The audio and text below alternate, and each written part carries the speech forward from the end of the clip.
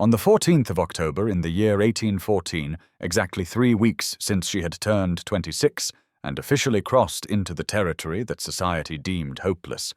Eleanor Ashworth stood in her sister Clara's drawing-room, wearing her dove-grey dress and wondering if anyone in the entire county would notice if she simply faded into the wallpaper. The late afternoon light filtered through the tall windows with that particular golden quality that only autumn could produce, casting long shadows across the oriental carpet and illuminating the dust motes that danced in the air like tiny spirits too insignificant to matter, much like Eleanor herself. Clara's gathering was in full force around her, a flurry of silk and gossip and tinkling laughter that seemed to exist in a world adjacent to Eleanor's own, close enough to observe but impossible to truly enter.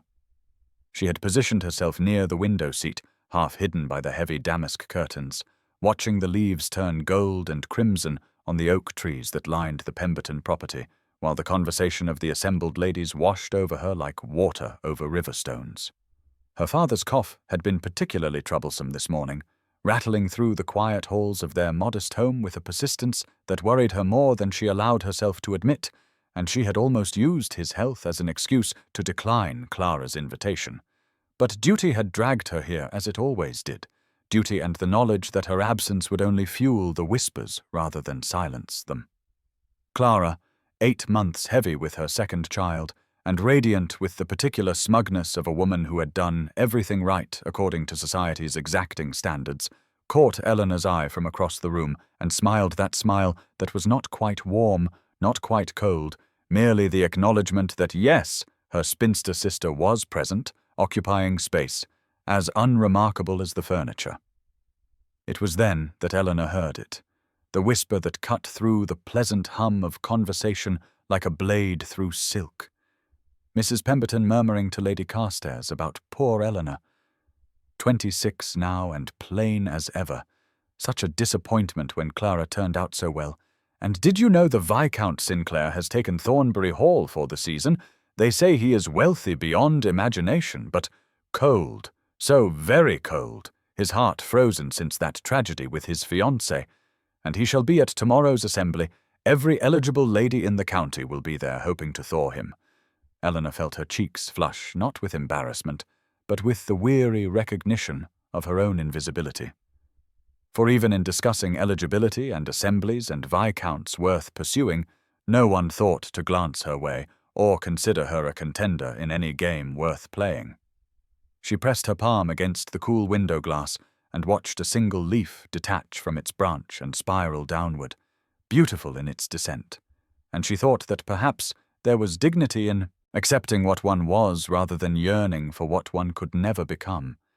And yet somewhere beneath her practiced resignation, something stirred at the mention of tomorrow, of music, of a room full of possibility, however unlikely any of that possibility might include her. The assembly rooms on the evening of October 15th, 1814, blazed with the light of 100 candles, their flames reflected in the tall mirrors that lined the walls and multiplied until the space seemed infinite, a glittering universe of silk and satin and the desperate aspirations of every marriageable woman in the county. And Eleanor Ashworth pressed herself against the wall near a spray of hothouse roses, their crimson petals heavy with fragrance, and wished herself anywhere but here, in her father's quiet study perhaps, or walking the autumn lanes where no one expected her to smile or make pleasant conversation or pretend she did not notice the pitying glances that slid over her like water over stone. She wore the dove-grey dress again, because she had nothing else suitable, and because it hardly mattered what she wore when no one truly looked at her anyway, and she watched the couples forming for the first dance with that familiar ache that she had long since learned to push down into the deepest chambers of her heart where it could not embarrass her. Clara had arrived on her husband's arm, despite being 8 months gone with child, radiant in pale blue silk, and Eleanor had watched her sister introduce Mr. Pemberton to various notables, had watched Clara's eyes sweep past her as though she were merely another piece of furniture, unremarkable and fixed in place. It was then that he entered, and the room seemed to shift on its axis, conversation stuttering and resuming with a new electricity that Eleanor felt even from her obscured position among the roses. Viscount Sinclair was tall and broad-shouldered, dressed in a dark blue coat so impeccably tailored it seemed to absorb the candlelight rather than reflect it, and his face held an expression of such complete disinterest that Eleanor found herself almost admiring his ability to seem bored by the very attention everyone else in the room craved. She watched the young ladies flutter toward him like moths to flame, watched Clara maneuver Mr. Pemberton into position for an introduction, watched the Viscount respond with perfectly correct coldness to each simpering greeting, and she felt something strange stir in her chest. Not attraction precisely, but recognition, the sense of seeing someone else who stood apart from the swirling mass of social ambition, alone even while surrounded. He was dancing now with Miss Harrington, the acknowledged beauty of the county, and Eleanor observed how his hand held hers at precisely the correct distance, how his expression never warmed despite Miss Harrington's obvious efforts to charm, and she thought that perhaps there were worse things than being invisible, perhaps being seen and found. Wanting was its own particular torment. She turned to study the roses instead, counting their petals, breathing their sweetness, and that was when she felt it, a prickling awareness at the back of her neck, and she looked up to find the Viscount's eyes upon her across the crowded room, dark and steady and utterly unreadable, meeting hers with an intensity that made her breath catch in her throat before she looked quickly away, her heart beating far too fast for a woman who had long ago abandoned hope. And now's the time to stop and subscribe to our channel. If you enjoyed this video, don't forget to like it and drop a comment telling us where you're watching from. It's always amazing to see how far these tales travel across the world. Now let's continue. The candles had burned low in their sconces, their flames guttering and casting dancing shadows across the assembly room walls, when Eleanor felt, rather than saw, someone approaching her position among the roses, and her first thought was that Clara had sent someone to fetch her, to tell her it was time to leave, to spare the family further embarrassment of her wallflower presence. But when she turned her head, she found herself looking up into the face of Viscount Sinclair himself, his dark eyes regarding her with an expression she could not decipher, something between curiosity and challenge, and for a moment she simply stared at him like a creature startled in the woods, unable to comprehend why this man, who had been the object of every ambitious glance in the room, should be standing before her, before the plainest and most insignificant woman present. "I believe you have been hiding, Miss Ashworth," he said, and his voice was lower than she had expected, rougher at the edges, and she wondered how he knew her name when Clara had so carefully avoided introducing them, and she wondered too if this was some sort of elaborate jest, if Miss Harrington and the other young ladies were watching from across the room and laughing at whatever game was being played at her expense. "I have not been hiding, my lord," she replied, surprised to find her voice steady when her heart was racing so terribly, merely standing where I am least likely to obstruct the view of those who wish to be seen. He tilted his head slightly at that, something flickering in those dark eyes that might have been amusement or might have been approval, and he said that he had noticed her specifically because she was not attempting to be noticed, that in a room full of peacocks displaying their plumage, a woman content to observe the roses was refreshingly unusual. The musicians struck up a country dance, and before Eleanor could formulate a response that would politely end this bewildering encounter, he extended his hand toward her with a formality that brooked no refusal. "You will dance with me, Miss Ashworth," he said, and it was not a question, and she found herself placing her gloved hand in his, feeling the warmth of his palm even through the layers of fabric between them, and allowing him to lead her toward the forming lines of dancers, while whispers erupted around them like startled birds taking flight. She heard Clara's sharp intake of breath, heard Mrs. Pemberton's astonished murmur to Lady Carstairs, heard the rustle of fans being raised to hide moving lips. But Frederick Sinclair seemed utterly indifferent to the sensation they were causing, his attention fixed on her with an intensity that made her feel simultaneously exposed and, strangely, seen in a way she had never been seen before. "You do not simper," he observed as they moved through the figures of the dance, And you have not once complimented my coat or inquired about my estate, or mentioned how fatiguing the journey from London must have been." "I have nothing fashionable to say, my lord," Eleanor replied, "and if you sought stimulating conversation, I fear you chose your partner poorly." "On the contrary," he said as his hand found hers again, warm and steady and startlingly present. "I believe I may have chosen very well indeed." And when the dance ended and he released her with a bow that lingered a breath too long, his eyes held hers with a look that promised this was not an ending, but a beginning. And Eleanor felt something crack open in her chest, something she had sealed away so carefully, something that felt terrifyingly like hope. The morning of October the 16th, 1814, arrived grey and heavy with the promise of rain, and Eleanor stood at her father's bedside in the cramped study that had become his sick room these past months, watching him struggle through another fit of coughing that left him pale and trembling against his pillows, and she thought how strange it was that her body could be here, performing the familiar rituals of care, adjusting blankets and measuring out the tincture Dr. Whitmore had prescribed, while her mind remained stubbornly fixed on a pair of dark eyes and a warm hand and words that surely meant nothing, that could not possibly mean anything, because men like Viscount Sinclair did not dance with women like Eleanor Ashworth, except as curiosities, as momentary diversions from the tedium of country assemblies. "You are distracted this morning," her father observed when the coughing had subsided, his voice thin but his eyes sharp as they had always been, missing nothing, and Eleanor felt the heat rise to her cheeks as she busied herself with the medicine bottles crowding his desk, the volumes of poetry and philosophy he could no longer hold steady enough to read. "I am merely tired, Papa," she replied,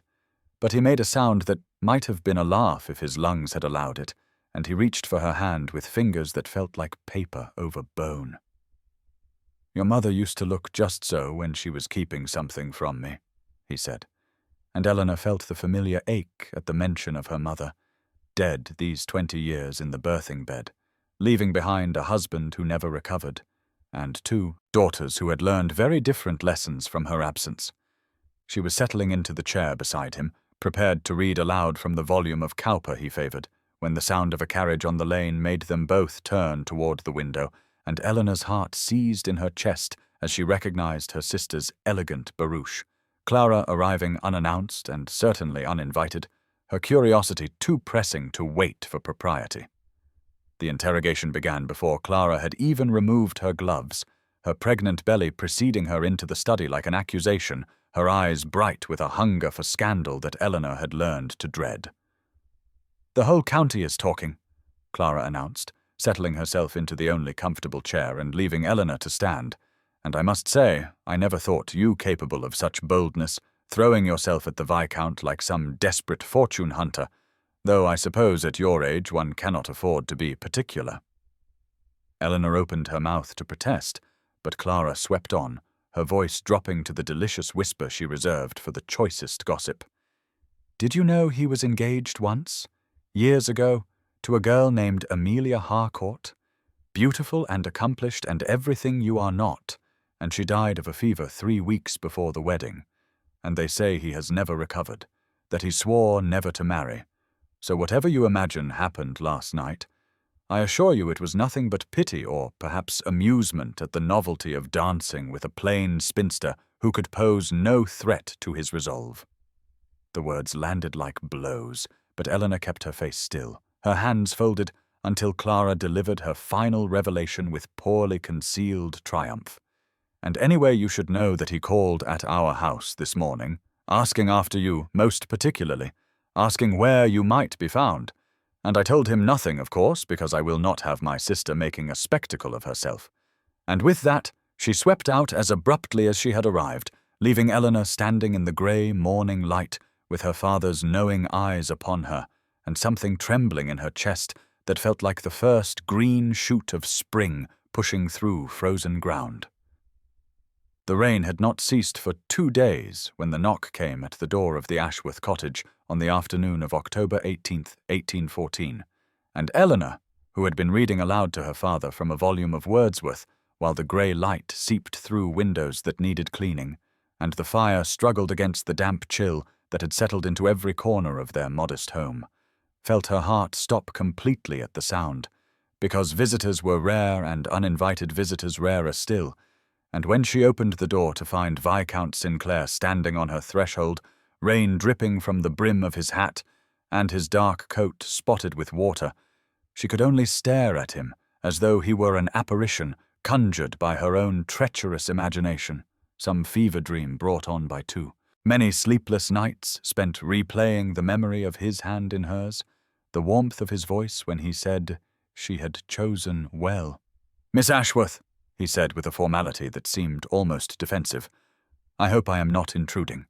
And she heard herself inviting him in, as though from a great distance, heard herself apologizing for the state of the parlor as she led him past the threadbare carpet and the furniture that had been fine once, in her grandmother's time, before misfortune and medical bills had stripped away everything but dignity. Her father's cough echoed from the study, and Frederick's eyes moved toward the sound with something that might have been concern, and when Eleanor explained that her father was unwell, but would certainly wish to meet any visitor, Frederick followed her without hesitation into the cramped room that smelled of camphor and old books and the particular stalenesses of prolonged illness. What happened next surprised her more than his arrival had, for Frederick Sinclair, Viscount Thornbury, possessor of one of the finest estates in 3 counties, sat down beside her father's bed and began discussing Milton with the enthusiasm of a scholar rather than the condescension of a nobleman visiting the sick. And Samuel Ashworth, who had not shown such animation in months, argued points of interpretation with a vigor that brought color to his pale cheeks and tears to Eleanor's eyes as she busied herself with the tea service, the chipped china that proclaimed their genteel poverty more loudly than any words could. "I do not usually call on people," Frederick admitted to her later, when her father had dozed off and they stood together by the rain-streaked window, watching his magnificent carriage wait in the lane, the horses restless in their traces, a stark reminder of the gulf between his world and hers. But I find myself unable to stop thinking about our conversation at the assembly, about a woman who speaks truth rather than flattery, and who tends roses rather than seeking admiration. Eleanor felt the dangerous hope unfurling in her chest again, that tender shoot she had tried so hard to crush, and she told herself this meant nothing, that he was merely curious, merely bored, that men like him did not form attachments to women like her, but when he asked if he might call again, his dark eyes holding hers with an intensity that made her breath catch, she heard herself say yes, and the word felt like stepping off a cliff into unknown air, terrifying and exhilarating and impossible to take back. By October 25, 1814, Frederick Sinclair had called at the Ashworth cottage 6 times in 7 days, and Eleanor had begun to allow herself the dangerous luxury of anticipation, listening for the sound of his carriage wheels on the lane each afternoon with a flutter in her chest that she could no longer entirely suppress. And on this particular day, the rain had finally relented, golden autumn light breaking through the clouds for the first time in what felt like weeks, casting everything in a honeyed glow that made even their shabby parlor seem warm and welcoming. And when Frederick arrived, he brought with him a volume of Cowper's letters that he had mentioned during their last conversation, and the sight of him remembering such a small detail, carrying it with him across the miles from Thornbury Hall, made something crack open in Eleanor's carefully guarded heart. They had fallen into a pattern now, these visits, beginning with polite inquiries about her father's health, which had stabilized enough this week that Samuel Ashworth could receive Frederick in his study for their own spirited debates about poetry and philosophy, and then progressing to the parlor where Eleanor would pour tea from the chipped china she no longer apologized for, and they would talk, really talk, in a way Eleanor had never experienced with another person, about books and ideas, and the peculiar loneliness of being misunderstood by the very society one was expected to belong to. Today Frederick laughed at something she said, a genuine laugh that transformed his usually guarded features, and Eleanor found herself laughing too, and the sound startled her, because she could not remember the last time laughter had come so easily, and when their eyes met in the golden afternoon light, she saw something in his expression that made her breath catch, something that looked terrifyingly like tenderness. "I should like you to see my library," he said abruptly, as though the words had escaped before he could stop them, and then he seemed to remember himself, adding more formally that Thornbury Hall possessed one of the finest private collections in the county, that he thought she might appreciate it, and Eleanor knew she should refuse because unmarried women did not visit gentlemen's homes unchaperoned. But the longing in his voice matched something in her own soul, and she heard herself accepting before propriety could intervene. Frederick's face brightened in a way that made him look younger, almost boyish,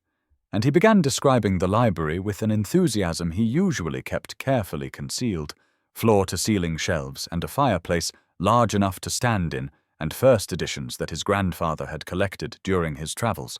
And Eleanor listened with a joy that frightened her because she had stopped believing such moments were possible for someone like her.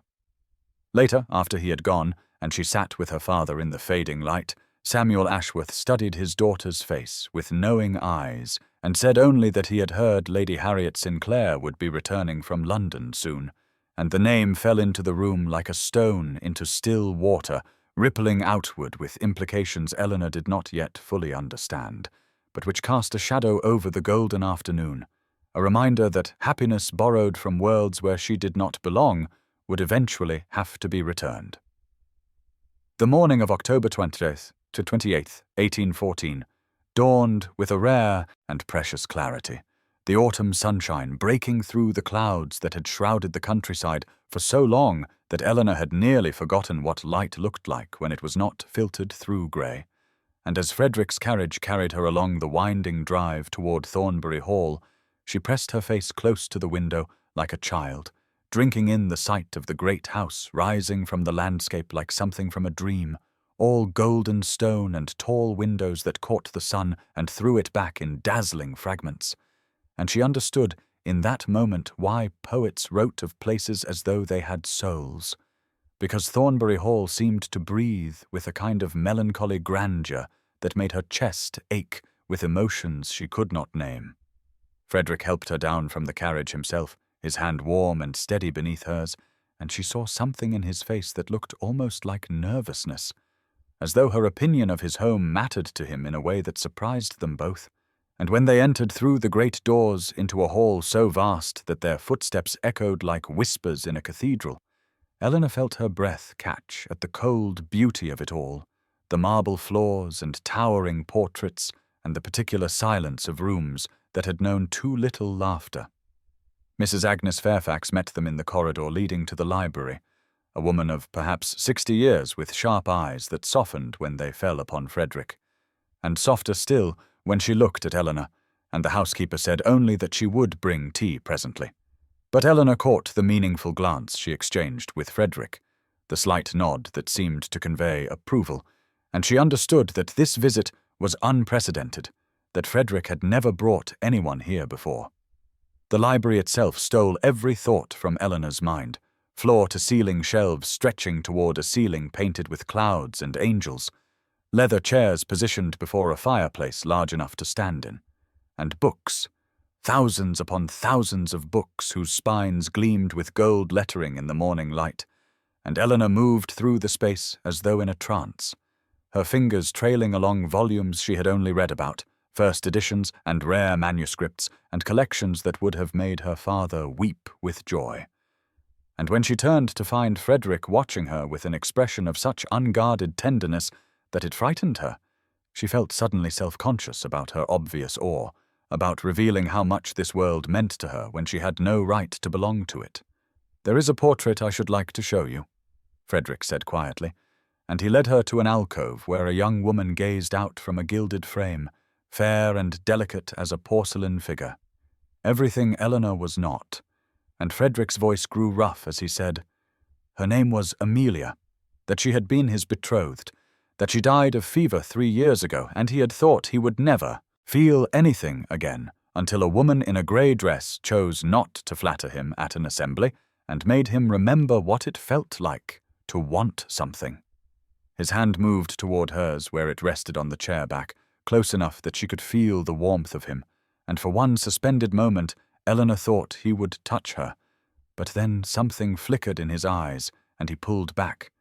and the distance between them felt like a wound. The evening of November 3rd, 1814, brought the first true frost of the season, and Eleanor stood at her bedroom window, watching the delicate crystals form on the glass like nature's own lacework, thinking how strange it was that something so beautiful could signal the death of growing things. And she did not yet know that this frost would claim more than the last roses in her father's garden, that it heralded an ending far more significant than the close of autumn. And as she pressed her fingers to the cold pane, she allowed herself to smile at the memory of Frederick's face in the library, the way his voice had roughened when he spoke of Amelia, the almost touch that had felt more intimate than any embrace she could imagine. And she thought perhaps happiness was not something reserved for other women after all. Perhaps it had simply been waiting for the right moment to find her. Across the county at Thornbury Hall, Frederick Sinclair stood in the great entrance hall, watching through the tall windows as a carriage emerged from the darkness of the drive, its lamps cutting through the evening gloom like predatory eyes. And beside him, Mrs. Fairfax made a small sound of distress that she quickly suppressed, though not before Frederick caught it and felt his stomach tighten with dread, because he knew that carriage, knew the woman who sat within it, wrapped in furs and righteous certainty, knew that the fragile peace of these past weeks was about to shatter like the frost forming on the windows of Eleanor's modest cottage miles away. Lady Harriet Sinclair descended from her carriage with the imperial bearing of a woman who had never been denied anything she truly wanted, and though she was 58 years old, her spine remained rigid as iron, her eyes sharp as broken glass, and when she looked at her son there was calculation rather than warmth in her gaze,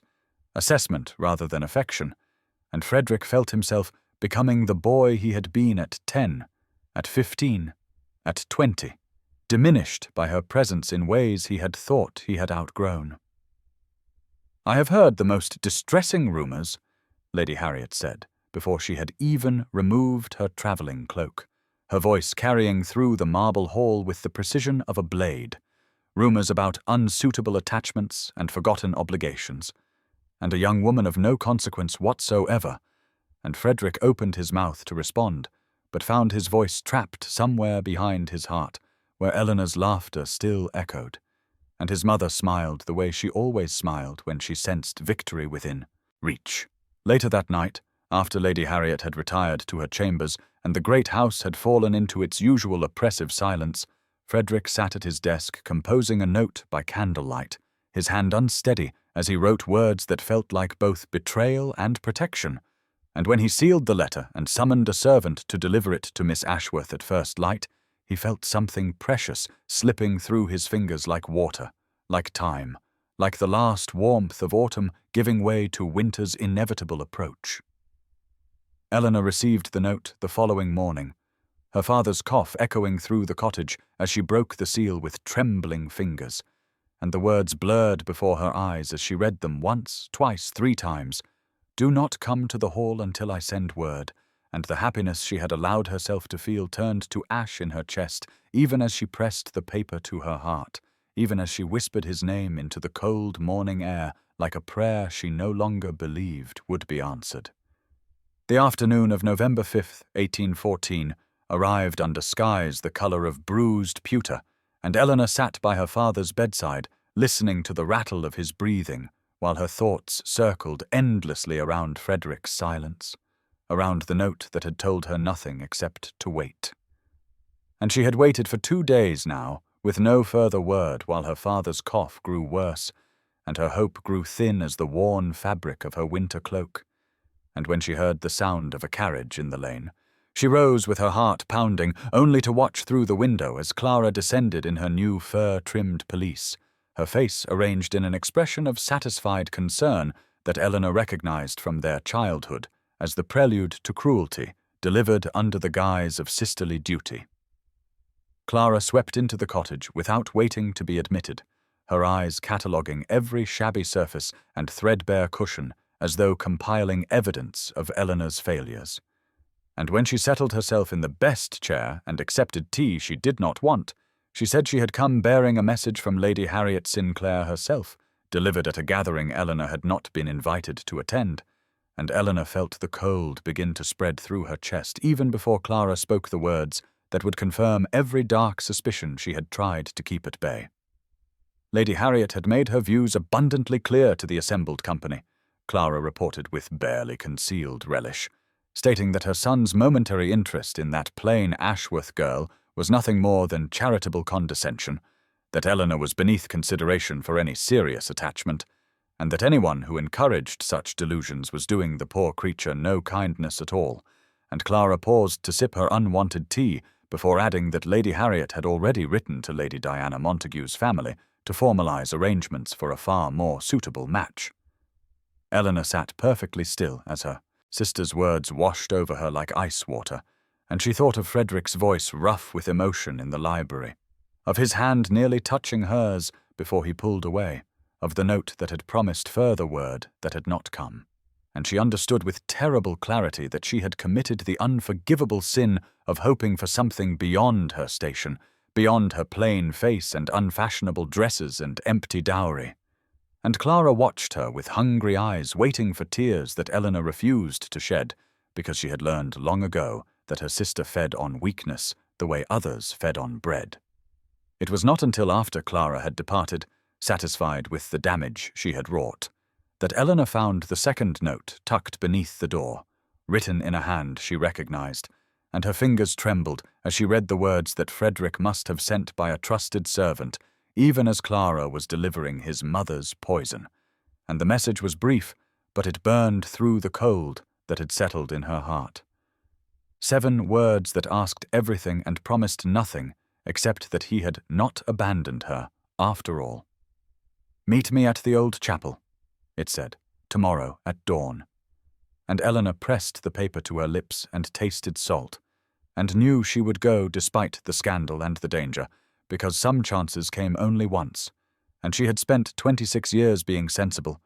and perhaps it was finally time to be brave instead. The morning of November 6th, 1814, arrived wrapped in mist so thick that Eleanor could barely see the garden gate as she slipped from the cottage before dawn, her worn cloak pulled tight against the bitter cold that had settled into her bones long before she stepped outside, and she moved through the grey world like a ghost herself, past the frost-covered hedgerows and the sleeping houses of neighbours who would condemn her utterly if they knew where she was going and why. And with each step she felt the weight of 26 years of propriety warring against the desperate hope that had kept her awake all night. And she thought that perhaps this was what courage felt like, not the absence of fear, but the decision to move forward despite it, despite everything. The old chapel emerged from the mist like something from a dream, its ancient stones softened by centuries of ivy that clung to the walls in patterns that seemed almost deliberate. And Eleanor paused at the rusted gate to the small graveyard that surrounded it, her breath forming clouds in the cold air as she searched the shadows for any sign of Frederick. And for one terrible moment she thought she had been foolish to come, that Clara had been right, and she was nothing but a plain spinster, grasping at fantasies that would only leave her more broken than before. And then she saw him standing beneath the chapel's arched doorway, his tall figure unmistakable even in the dim light. And something inside her chest cracked open, like ice giving way to spring. He moved toward her without speaking, and Eleanor saw in his face the same desperate hope she felt in her own heart, the same fear of discovery, and the same inability to stay away. And when he reached her, he took both her hands in his, and she gasped at the warmth of his touch, because her fingers had gone numb with cold, and he looked down at their joined hands and made a sound of distress before pulling off his own gloves and pressing them onto her frozen fingers with a tenderness that made her eyes sting with tears she refused to shed. "I could not stay away," Frederick said, his voice rough in the morning stillness, and Eleanor shook her head because she understood, because she had walked through the dawn mist to this forgotten place, despite every sensible thought that told her to remain safely in her bed. And Frederick continued speaking in a rush, as though the words had been building inside him for days, telling her about his mother's plans for Lady Diana Montague, about the ultimatum that had been delivered with cold precision, about the fortune that hung in the balance if he refused to comply, and Eleanor listened with her heart pounding as he said that none of it mattered because he could not stop thinking of her, because she had become necessary to him in ways he could not explain. And she opened her mouth to respond, but before she could speak, the church bells in the village began to toll the hour, their sound carrying through the mist like a warning, and Frederick pressed her gloved hands to his chest where she could feel his heart racing beneath the fine wool of his coat, and he whispered that they must go before they were discovered, but that she must know. She must understand that his regard for her was not casual or fleeting. And Eleanor nodded because she could not speak, and they separated into the mist as the bells continued their relentless count of the hour. The evening of November 10th, 1814, found Eleanor standing in her sister's drawing room, wearing the dove-grey dress that had become a uniform of her invisibility, and she had not wanted to come to this dinner party. But Clara had insisted with that particular tone that suggested refusal would be met with weeks of pointed comments about ingratitude and family duty, and so Eleanor had walked through the heavy rain that had not stopped for days, and arrived with her hem soaked and her hair escaping its pins to find that the room was already full of faces that turned toward her with expressions ranging from pity to amusement, and then her heart stopped entirely because there at the center of the room stood Frederick, beside a woman who could only be Lady Harriet Sinclair, her silver hair swept up beneath an elaborate headdress, her eyes sharp as winter ice as they catalogued Eleanor's every flaw with the precision of a merchant assessing inferior goods. Lady Diana Montague stood at Frederick's other side, golden and delicate in pale blue silk, everything Eleanor was not, and Eleanor watched Frederick's face go rigid when he saw her, watched him take a half-step forward before his mother's hand closed on his arm with the grip of a falcon's talon, and she understood then that this dinner had been arranged specifically for this moment, that Clara had been recruited as an instrument of her humiliation, and the understanding settled into her bones like the cold that had never quite left her since the morning in the chapel. The evening proceeded with excruciating slowness, as Eleanor was seated at the far end of the table, away from Frederick, close enough to hear Lady Harriet's carrying voice as she discussed the many accomplishments of Lady Diana, and then paused with theatrical consideration before adding that some young women were better suited to useful work than ornamental marriages, that a governess position might be quite appropriate for those lacking the advantages of beauty or fortune, and several guests laughed while Clara looked away, and Frederick's hands tightened on his silverware until his knuckles went white. He spoke then, his voice cutting through the laughter with an edge Eleanor had never heard, saying that he had always found that true worth revealed itself in character rather than superficial advantages. And the table fell silent as Lady Harriet's face hardened and Lady Diana looked confused, and Eleanor felt tears burning behind her eyes that she refused to shed because she would not give them the satisfaction. And when the interminable meal finally ended, she slipped away without farewells, walking out into the rain that soaked through her thin cloak within moments, and she did not look back even when she heard footsteps behind her, even when Frederick's voice called her name, because she knew that if she turned around she would shatter completely, and she had learned long ago that broken things were simply thrown away, and so she walked home alone through the storm while Frederick stood helpless in the doorway, watching her disappear into the darkness. The night of November 12th, 1814, shattered into fragments of terror when Eleanor heard the crash from her father's study and ran to find him collapsed on the floor beside his desk, his face grey as ash and his breathing so shallow that she pressed her ear to his chest to be certain his heart still beat, and she screamed for the housekeeper.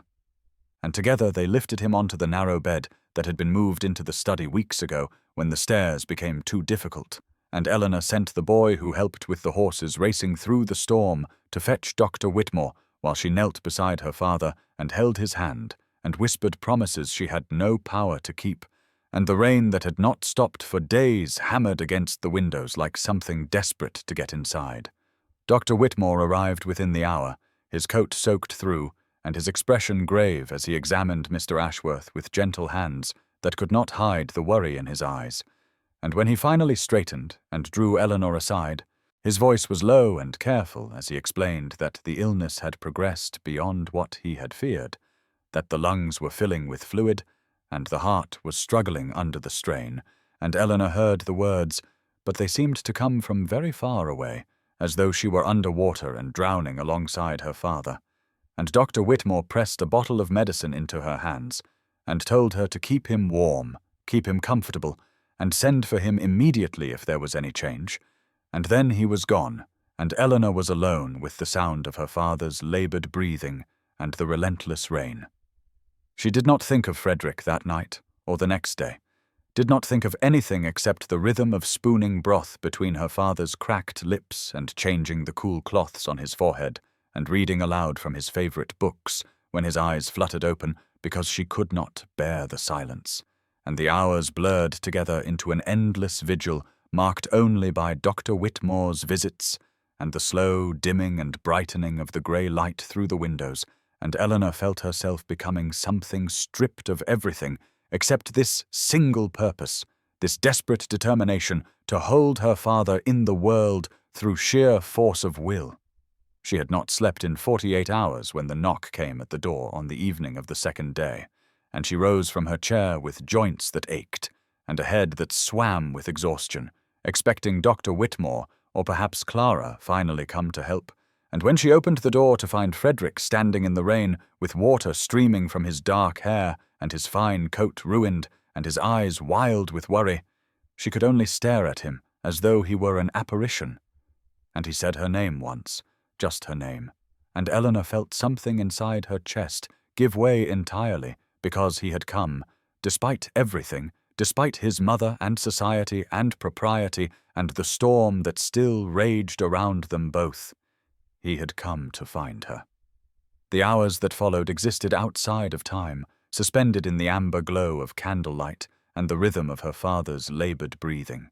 And Frederick did not ask permission or offer explanations, but simply removed his soaked coat and rolled his sleeves, and asked Eleanor what needed to be done. And she found herself directing him to fetch water from the kitchen and to stoke the fire that had burned low, and to help her lift her father higher on the pillows when his breathing grew too shallow. And Frederick did all of this without hesitation or complaint, his fine linen shirt dampening with sweat and his hands gentle as they supported Mr. Ashworth's frail shoulders. And Eleanor watched him through eyes blurred with exhaustion and felt something shift inside her chest, some final wall crumbling that she had not even known she was still maintaining. The storm raged outside with a fury that seemed personal, wind howling around the corners of the modest house, and rain lashing, the windows in waves, but inside the small sick room there was only the quiet work of keeping death at bay, and sometime in the darkest hours before dawn, Eleanor felt her legs give way beneath her, and Frederick caught her before she could fall, his arms coming around her with a sureness that suggested he had been waiting for this moment, and he guided her to the worn armchair beside the bed, and knelt before her, and took her hands in his, and said her name in a voice so tender it broke something open inside her that she had kept locked away since her mother died. She wept then, truly wept for the first time since her father's collapse, great shuddering sobs that she tried to stifle because she did not want to disturb the fragile peace of the sick room. But Frederick would not let her retreat into silence, and instead he gathered her against his chest and held her while she cried, his hand stroking her hair with a rhythm as steady as a heartbeat. And he whispered words she could not quite hear, but understood nonetheless, promises and reassurances and something that sounded almost like love. Her father stirred some time later, his eyes opening with more clarity than Eleanor had seen in days, and he looked at Frederick kneeling beside his daughter, with her tears soaking into his ruined shirt, and something passed across his weathered face that might have been peace. And he nodded once, slowly, deliberately, before his eyes closed again and his breathing settled into something easier. And Eleanor felt Frederick's arms tighten around her, as if he too understood what that nod had meant. She must have slept eventually, because she woke to grey light filtering through the windows and a blanket draped over her shoulders that smelled of rain and cedar and something uniquely Frederick. And when she turned her head, she found him standing at the window, watching the storm finally break apart over the eastern hills. And he looked back at her with eyes dark with exhaustion and something fiercer.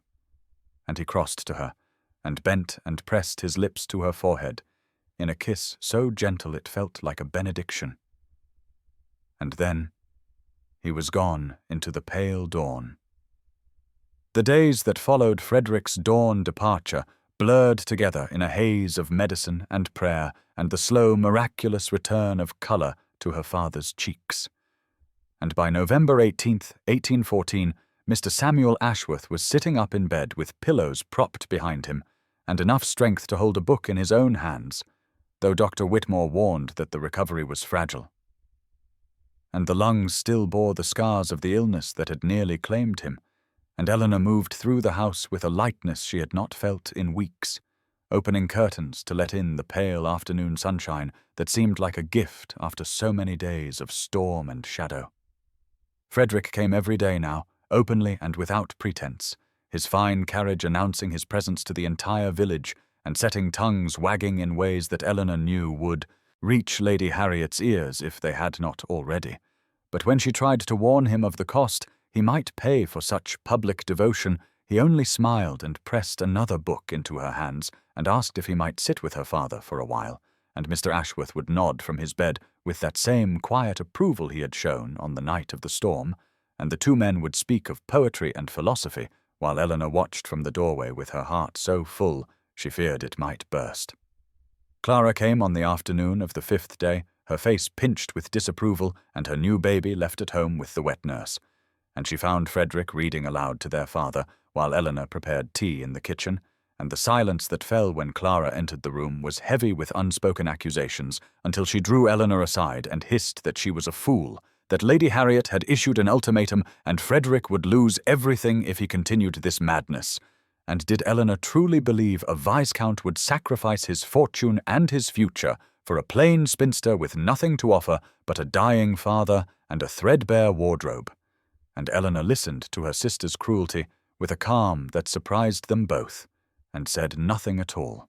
But later that afternoon, when Frederick found her in the garden staring at the bare branches where roses had bloomed just weeks before, he took her hands in his and told her everything, how his mother had demanded he end this attachment immediately or forfeit his inheritance, how Lady Diana Montague waited in London expecting an offer that would never come, how he had looked at the life his mother had planned for him and found it empty of everything that mattered.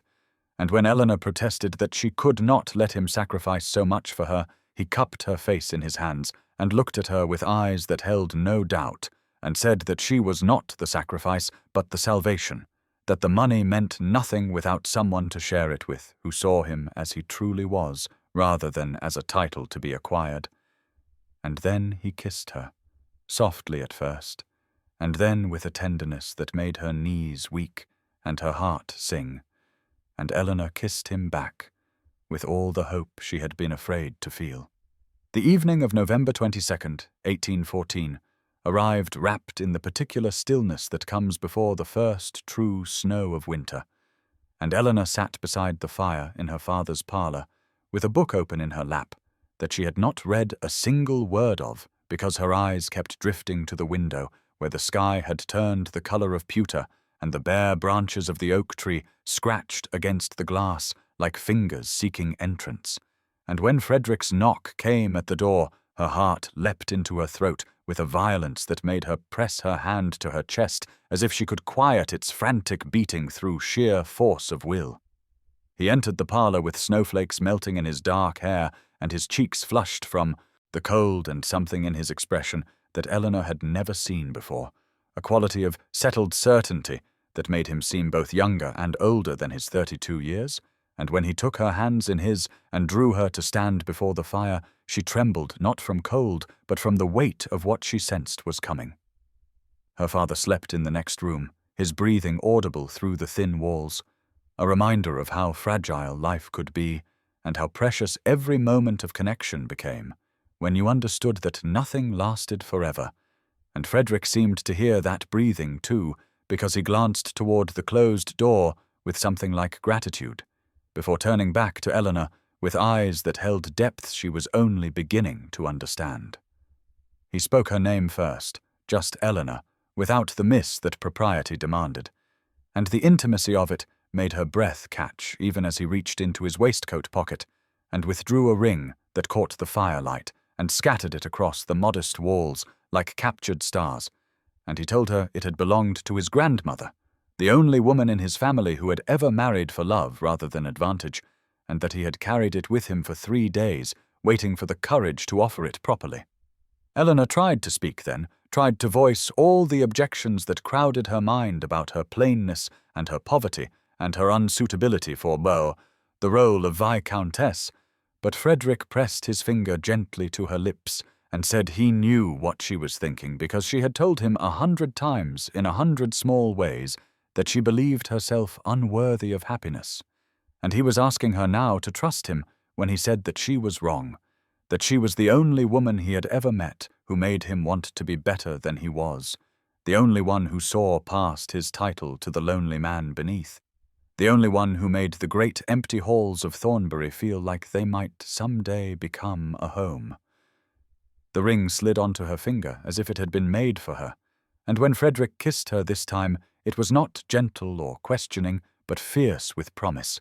and outside the window the first snow of winter began to fall in earnest, blanketing the world in white silence, while inside the modest parlour 2 people who had both given up on love found themselves believing in it again.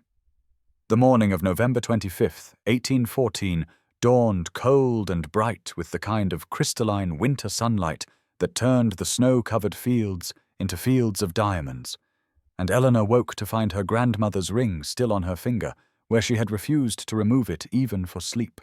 and for one long moment she simply lay in bed watching the light play across the simple gold band, and wondering if the past 3 days had been nothing more than a fever dream conjured by exhaustion and longing. But the weight of the ring was real, and the memory of Frederick's kiss was real. And somewhere in the great cold halls of Thornbury, a man she loved was preparing to face his mother's wrath for her sake. Clara arrived before noon with her face arranged in an expression of sisterly concern that fooled no one, and when Eleanor showed her the ring, Clara's eyes widened with something that might have been envy before it hardened into the familiar disdain, and she said that Eleanor was mad to think Lady Harriet would ever accept this match, that Frederick would come to his senses when he realized what he was sacrificing, that plain spinsters did not become viscountesses no matter what promises were made in the firelight of modest parlours, and Eleanor listened to every poisonous word with a calm she had learned in weeks of nursing her father through his illness, and said only that she was sorry Clara could not be happy for her, but that she intended to marry Frederick Sinclair regardless of anyone's approval. Her father called her to his bedside that afternoon when Clara had gone and the house had settled into its familiar quiet, and he took her hand in his and looked at her with eyes that held both joy and sorrow. And he told her that he had spoken with Frederick about more than books during those long afternoons of his recovery, that the young Viscount had confessed his love and his fears and his determination to build a life worthy of Eleanor's trust, and that Mr. Ashworth had given his blessing not because Frederick was wealthy or titled, but because he was the first man to see in Eleanor what her father had always seen, a woman of depth and courage and quiet fire, who deserved to be cherished rather than overlooked. The tears came then, tears Eleanor had not allowed herself to shed through all the weeks of uncertainty and hope and terror,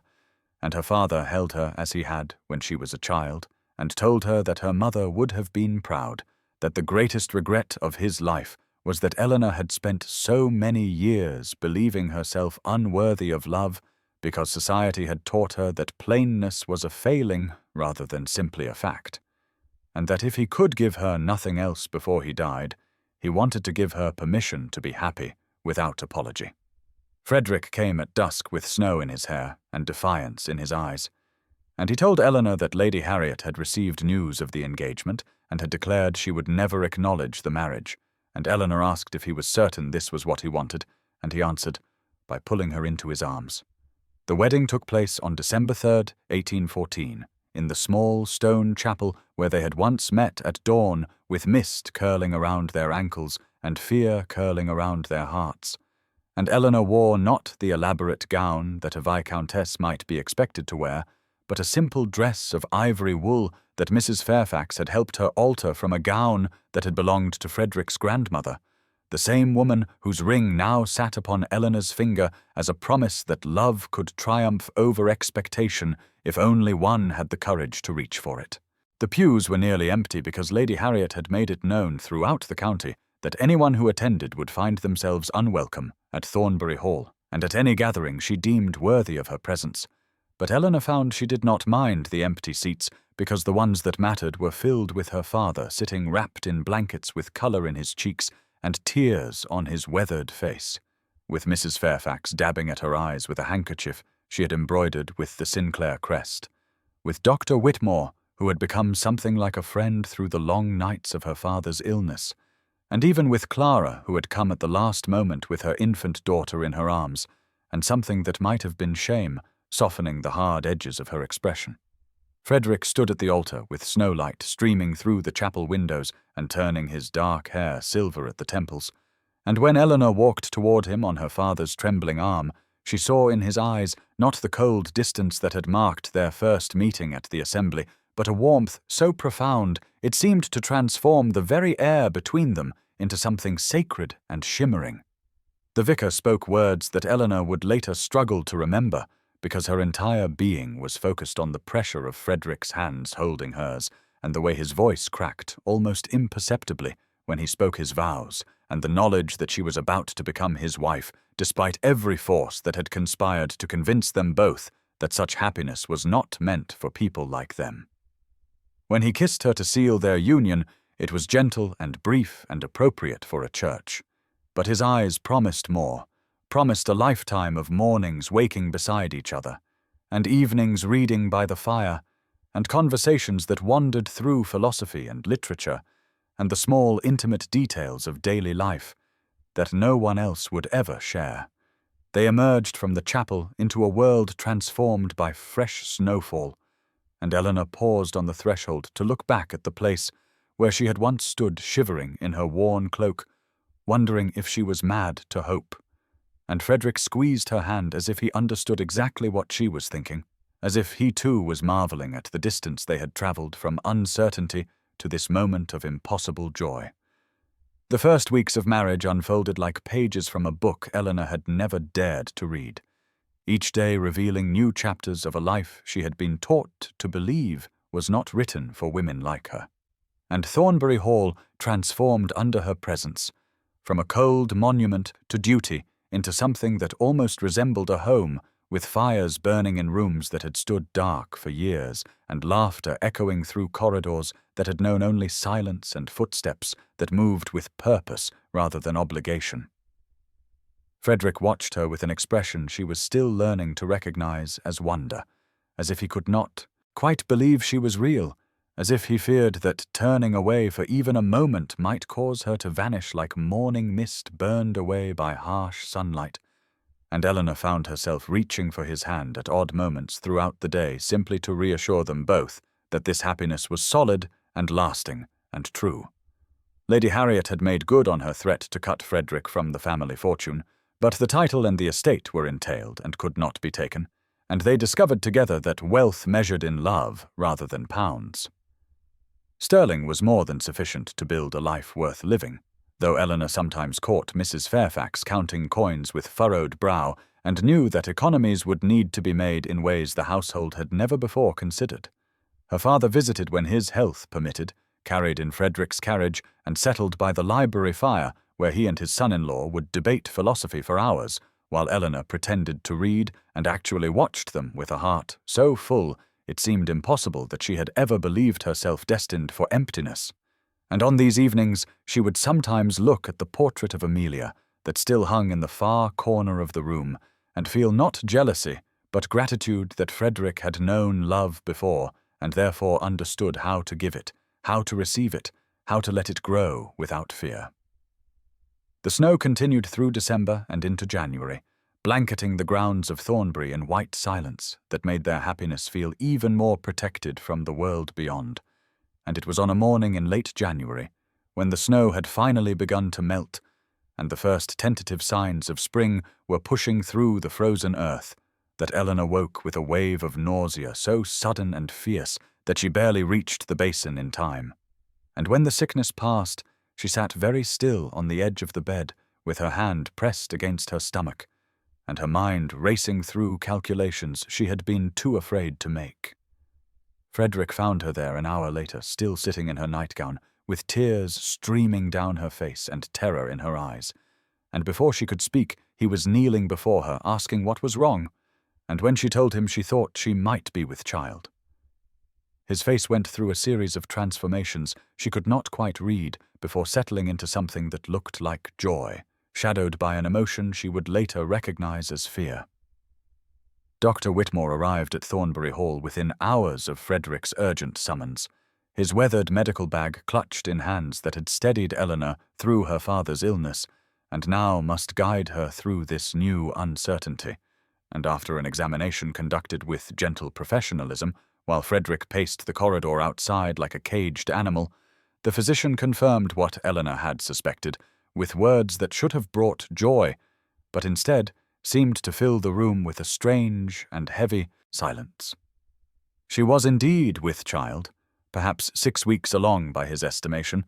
and while he offered congratulations, his eyes held something cautious that Eleanor could not quite decipher, a shadow of concern that he masked quickly, but not quickly enough for her to miss. Frederick burst through the door the moment Dr. Whitmore emerged, searching Eleanor's face for answers she did not know how to give.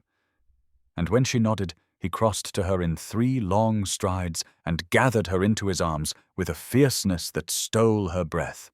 He spoke of nurseries and names and the future stretching before them like an unwritten book filled with possibility. But Eleanor heard beneath his words the same undercurrent of fear she had seen in his eyes that first morning. And when night fell, and they lay together in the darkness, she finally asked him what he was afraid to say. His answer came slowly, pulled from some deep place he had kept locked since before she knew him, and as he spoke of Amelia, she understood at last the full weight of the grief he carried, for Amelia had not simply died of illness, as Eleanor had assumed from the careful way people spoke of her, but had died in childbed, the baby lost with her, and Frederick had stood helpless at her bedside and watched the woman he loved slip away while bringing forth a life that never drew breath. The words hung between them in the dark bedroom, and Eleanor felt the cold hand of her mother's fate reaching across the years to touch her. For she too had died bringing a child into the world, and that child had been Eleanor herself, a truth she had carried since girlhood like a stone in her chest. She told Frederick this now, her voice steady despite the trembling that had taken hold of her body, and she felt his arms tighten around her as though he could hold her safe through sheer force of will, and they lay there together in the winter darkness with the fire burning low and the weight of their shared fears pressing down upon them like snowfall, silent and relentless and cold. In the days that followed, a change came over Frederick that Eleanor struggled to name, a watchfulness that bordered on obsession, a tendency to hover near her as though she might shatter at any moment, and she found herself torn between gratitude for his devotion and a growing frustration at being treated like glass when she had spent her entire life proving herself stronger than anyone believed.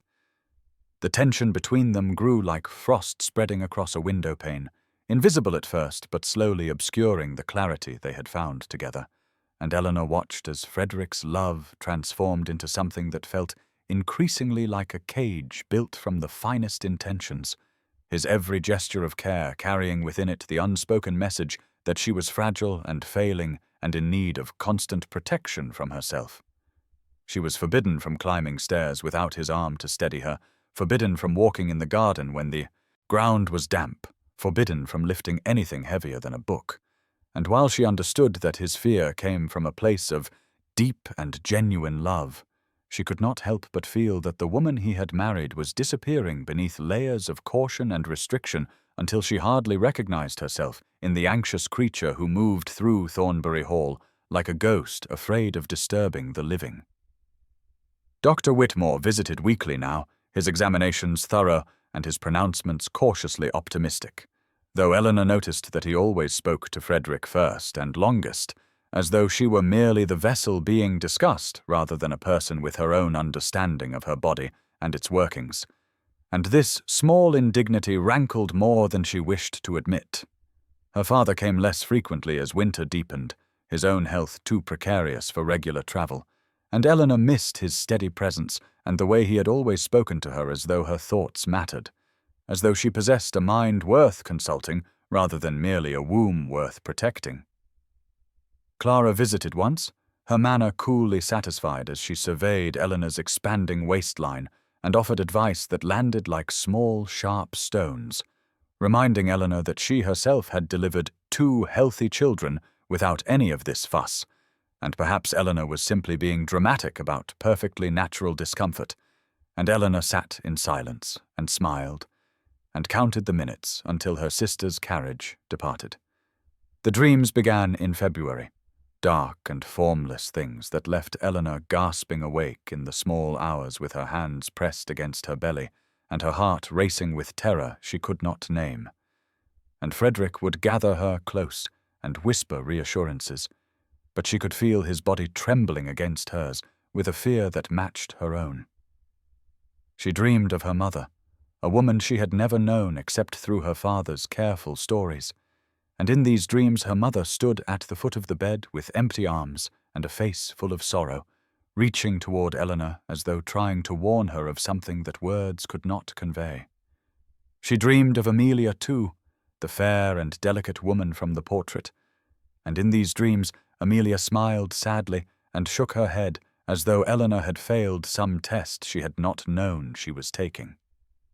The baby moved constantly now, small flutterings that grew into kicks and rolls that Eleanor could see rippling across her skin, and she would press Frederick's hand against her belly so he could feel this life they had created together, and watch his face transform from fear into wonder and back again within the space of a single heartbeat. The confrontation came on a March morning when the snow had finally begun to melt and the first tentative shoots of green were pushing through the frozen earth, and Eleanor was sitting in the morning room with a book she could not concentrate on when Frederick entered with a face she did not recognize, pale and set and terrible in its stillness. And she knew before he spoke that something had shifted between them in the night while she slept. He sat beside her and took her hands in his, and his grip was too tight, his fingers cold despite the fire burning in the grate, and when he finally spoke his voice was hoarse as though the words had been scraped raw from his throat. He had been to see Dr. Whitmore that morning, he told her, had gone alone while she slept because he could not bear another night of watching her face during the examinations, another night of reading the careful concern in the physician's eyes, and Dr. Whitmore had finally spoken plainly to him in a way he had not spoken in Eleanor's presence. The pregnancy was progressing, but there were signs that troubled him, a weakness in Eleanor's constitution that reminded him of other cases he had seen, cases that had ended badly. And while he could not say with certainty that Eleanor faced the same fate, he could not in good conscience offer false reassurance.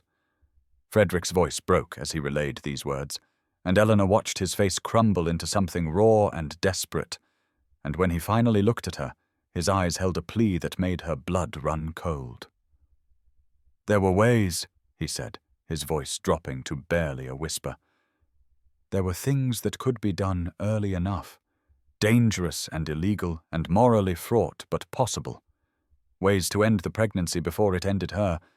And he was begging her on his knees now with his head pressed against her swollen belly and his shoulders shaking with sobs, begging her to choose him, to choose life, to choose a future where they could try again when she was stronger or simply exist together without children, if that was the cost of keeping her alive.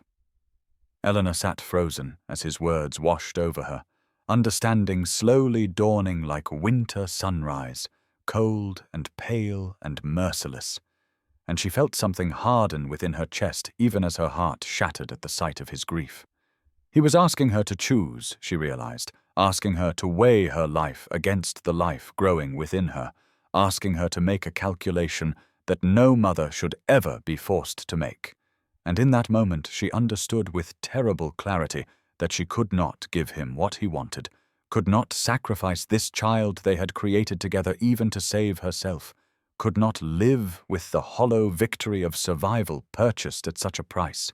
She lifted his face in her hands and kissed his forehead the way he had kissed hers on that first morning when hope was new, and she told him no, and watched his world collapse around them both. The days that followed her refusal were the loneliest Eleanor had ever known, lonelier even than the years of invisibility before Frederick had seen her across that assembly room, lonelier than the nights she had spent watching her father struggle for breath, because this loneliness existed in the presence of another person in the shared bed where Frederick now lay with his back to her, in the meals they took together in silence, broken only by the scrape of silver against porcelain, in the careful way he handed her into chairs and upstairs without once meeting her eyes. He had not argued further after her refusal, had not raged or pleaded or tried to change her mind, and in some ways his quiet acceptance was worse than resistance would have been, because it spoke of something broken between them that might never be mended, a fracture that ran through the foundation of everything they had built together. Mrs. Fairfax moved through Thornbury Hall like a ghost herself now, her kind eyes troubled as she watched the young couple who had brought such brief joy to these cold halls retreat into separate sorrows, and she brought Eleanor extra blankets and warm milk without being asked, small kindnesses that made Eleanor weep when she was alone. The March winds howled around the ancient stones and rattled the windows of the library where Eleanor no longer went because she could not bear to sit in the chair where Frederick had once read poetry aloud to her, could not bear to see the portrait of Amelia, and wonder if she too had faced this impossible choice and chosen differently or not been given the choice at all. Lady Harriet wrote letters from London that Frederick burned without reading, and Eleanor watched the papers curl and blacken in the fireplace, and wondered what words of triumph his mother had penned, wondered if Lady Harriet somehow knew that her son's marriage was crumbling from within even as it had survived every external assault.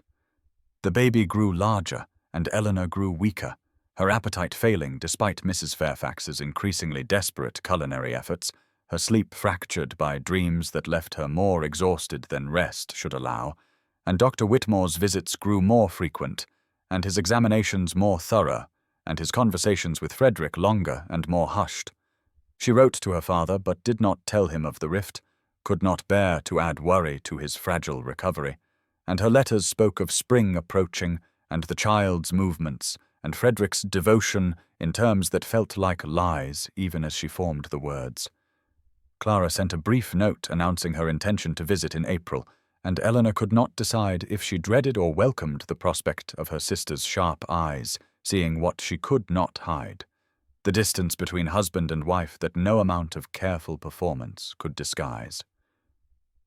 The old chapel where Frederick had first held her hands stood empty in the churchyard, its ivy beginning to green with new growth, and Eleanor walked there alone one afternoon when the sun broke briefly through the clouds, stood among the gravestones and pressed her hands against her belly and whispered promises to the child within, promises that she would love it enough for both parents if Frederick could not find his way back to them. The first pains came in the night of April the 3rd, 3 weeks before Dr. Whitmore had predicted, and Eleanor woke to a sensation like iron bands tightening around her middle and a wetness spreading beneath her that she knew instinctively meant the child was coming whether any of them were ready or not. She called out for Frederick, but her voice emerged as barely a whisper, and she had to call again, louder this time, before she heard movement in the dressing room where he had taken to sleeping these past weeks, unable to share her bed, but unwilling to leave her entirely alone in the night. He appeared in the doorway with a candle in his hand and his face slack with sleep, and then the light fell upon her, and she watched comprehension dawn in his eyes, watched terror replace confusion, watched him become, in that instant, the man she had married rather than the stranger he had been since her refusal. He was beside her in 3 strides, his hand finding hers in the darkness,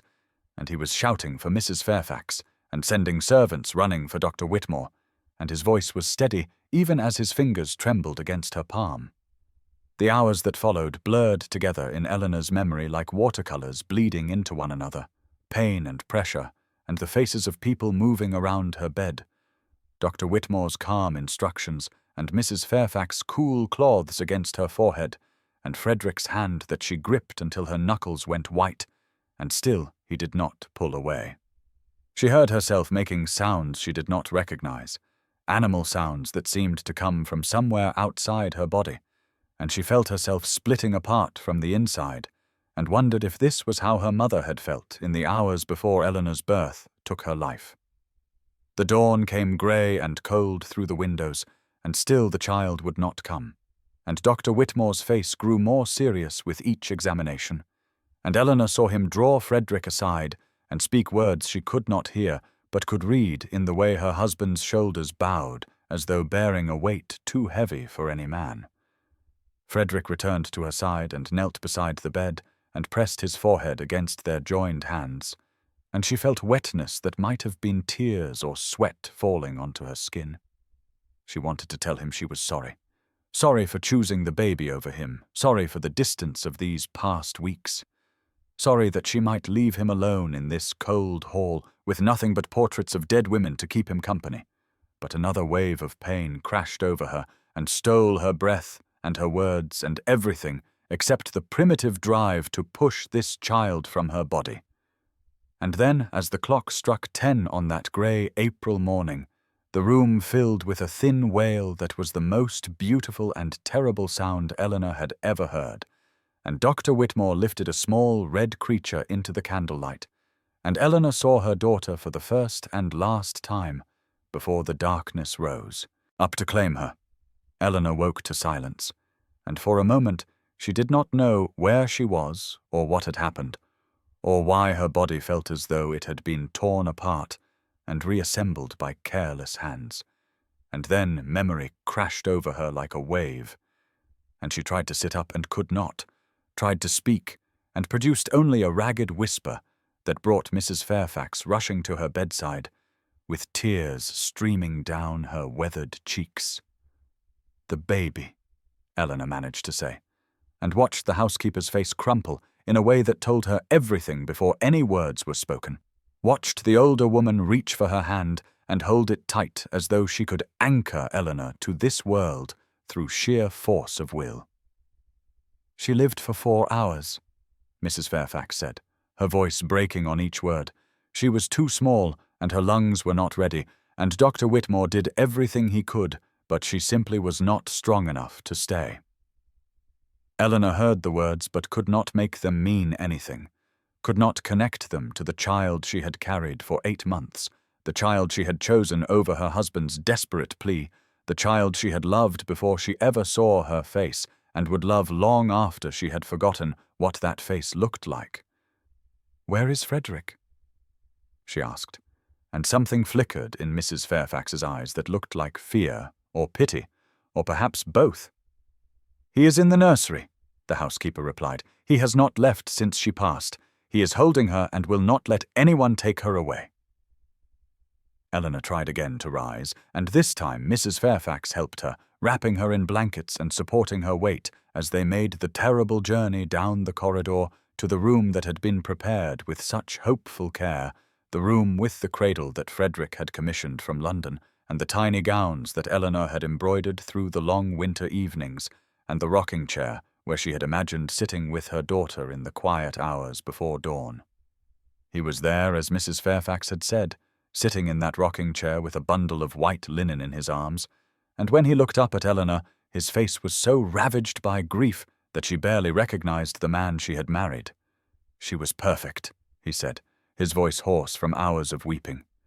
"She had your eyes and my mother's chin, and she looked at me, and I think she knew. I think she knew I was her father, and that I loved her even though I did not want her to come, even though I asked you to let her go."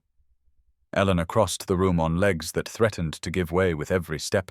and sank down beside him and looked at her daughter for the first time since that brief glimpse in the delivery room, looked at the small, still face that was indeed perfect, that was peaceful in a way that suggested she had had simply fallen asleep and might wake at any moment demanding to be fed. "I am sorry," Frederick whispered. "I am so sorry I asked you to choose." And Eleanor leaned her head against his shoulder and wept for the child they had made together and lost together and would mourn together for the rest of their lives. They buried her on April the 7th in the small churchyard beside the chapel where Frederick and Eleanor had once met at dawn to speak words of hope and longing, and the spring that had seemed so cruel in its brightness now turned grey and cold, as though even the heavens understood that joy had no place in this corner of the world. Eleanor stood beside the tiny grave in a black dress that Mrs. Fairfax had hastily altered from one of Lady Harriet's abandoned mourning gowns, and she watched the sexton lower the small white coffin into the earth, and tried to make herself believe that this was real, that the child she had carried and fought for and chosen was truly gone, that all of it had been for nothing. Frederick stood beside her with his hand gripping hers so tightly she could feel the bones grinding together, and she welcomed the pain because it was the only thing that felt true in a world that had become nothing but shadows and silence. They had named her Hope because that was what she had been during those long months when Eleanor and Frederick had circled each other like wounded animals, because that was what Eleanor had clung to when Dr. Whitmore spoke of dangers and Frederick begged her to let the pregnancy end, because that was what had died in that nursery, along with a 4-hour-old girl who had never known anything but her father's arms and her mother's distant voice calling her name. The vicar spoke words that Eleanor did not hear, words about innocence and heaven and the mysterious workings of divine providence, and she wanted to scream at him that there was nothing mysterious about a child dying because she came too soon, nothing providential about a mother's empty arms and a father's shattered heart. Clara stood at the edge of the small gathering with her healthy children clinging to her skirts, and Eleanor could not bring herself to look at her sister's face because she knew she would see pity there, and pity was something she could not bear, not today, not ever. Lady Harriet had sent a card expressing formal condolences, but had not come herself, and Eleanor was grateful for that small mercy, because she did not think she could have endured the woman's presence without saying things that could never be unsaid. When the service ended, and the other mourners drifted away with their murmured sympathies and their sidelong glances, Eleanor and Frederick remained beside the grave as the sexton began to fill it with earth, and the sound of soil falling on wood was like a door closing on everything Eleanor had believed about herself and her choices and the meaning of sacrifice. She had chosen hope over Frederick's desperate plea, had insisted that the risk was worth taking, had believed that love and faith and sheer stubborn will could overcome the warnings that Dr. Whitmore had delivered with such careful gravity. And now hope was gone, and Frederick was broken, and Eleanor did not know how they would ever find their way back to each other across the vast distance that death had carved between them, but she knew with a certainty that surprised her that she would spend the rest of her life trying. The weeks that followed Hope's burial moved with a strange and terrible slowness, as though time itself had become thick and heavy with grief, and Eleanor found herself drifting through the days at Thornbury Hall like a ghost haunting rooms she no longer recognized as her own. Frederick had withdrawn into a silence so complete that it felt like a wall built brick by brick between them,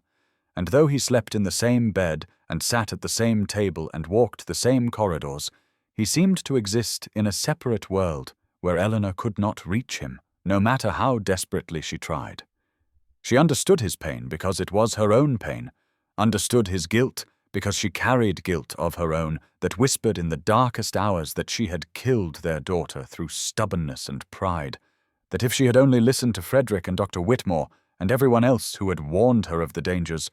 hope might never have existed, but Eleanor would not have this hollow ache in her chest where her heart used to be. Mrs. Fairfax moved through the house with quiet efficiency, ensuring that meals appeared and fires were lit, and the household continued to function even as its master and mistress seemed to have forgotten how to live. And Eleanor was grateful for the older woman's steady presence even when she could not find the words to express it.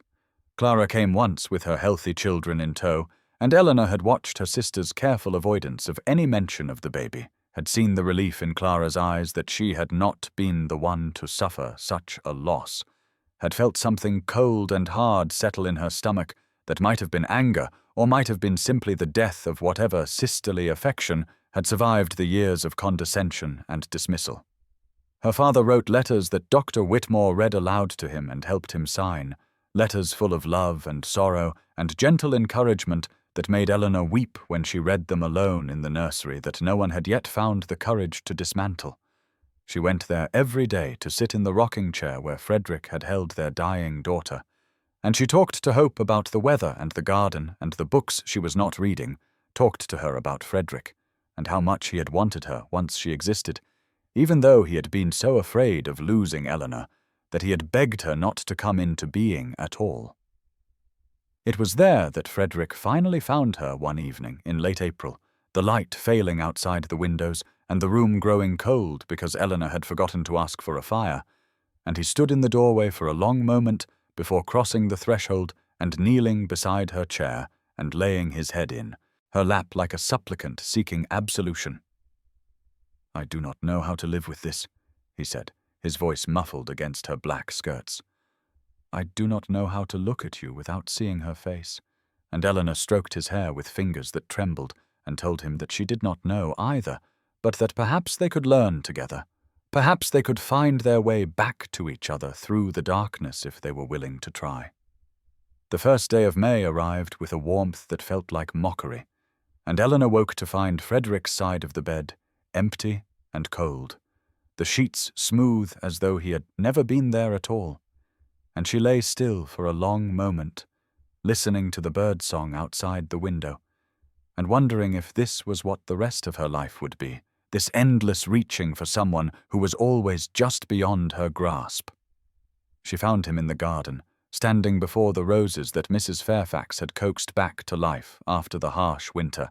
and his back was straight and rigid in a way that reminded her of the man she had first seen at the assembly all those months ago, the cold and distant Viscount who had looked at the world as though it held nothing worth wanting. Eleanor approached slowly, her slippers wet with morning dew, and when she reached his side, she did not speak but simply stood there, close enough that their shoulders almost touched, waiting for him to remember that she was still here, still alive, still his wife, even if their daughter was not. He turned to look at her then, and his eyes were red-rimmed but dry, and he said in a voice that cracked on the words that he had been thinking about what she had told him in the nursery, about learning together, about finding their way through the darkness, and he did not know if he was strong enough, but he wanted to try if she would let him. Eleanor felt something loosen in her chest, some knot of fear that had been tightening since the moment Hope drew her last breath, and she reached for his hand and held it the way he had held hers at the graveside, tightly enough to feel the bones beneath the skin, tightly enough to anchor them both to this moment and this place and each other. They walked through the garden together in silence, past the roses and the hedges and the stone bench where Eleanor had once sat alone, believing she would never know love. And when they reached the edge of the property where the wild meadow began, Frederick stopped and turned to face her with an expression she had not seen since before the ultimatum, before the terrible choice, before everything fell apart. "I blamed you," he said quietly, and the words hung in the air between them like a verdict. "I blamed you for choosing her over us, for refusing to listen, for being so stubborn that you would risk everything rather than bend. And I know that was unfair because I would have done the same thing in your place, because that stubbornness is one of the reasons I fell in love with you. But knowing something is unfair does not make the feeling go away." Eleanor listened without flinching, without defending herself, because she understood that he needed to say these things aloud before he could let them go. And when he finished speaking, she told him that she had blamed herself, too. Blamed herself every moment of every day since Hope's death, and perhaps they could learn to forgive together as well as grieve together. Perhaps forgiveness was just another word for love when love had been tested beyond endurance.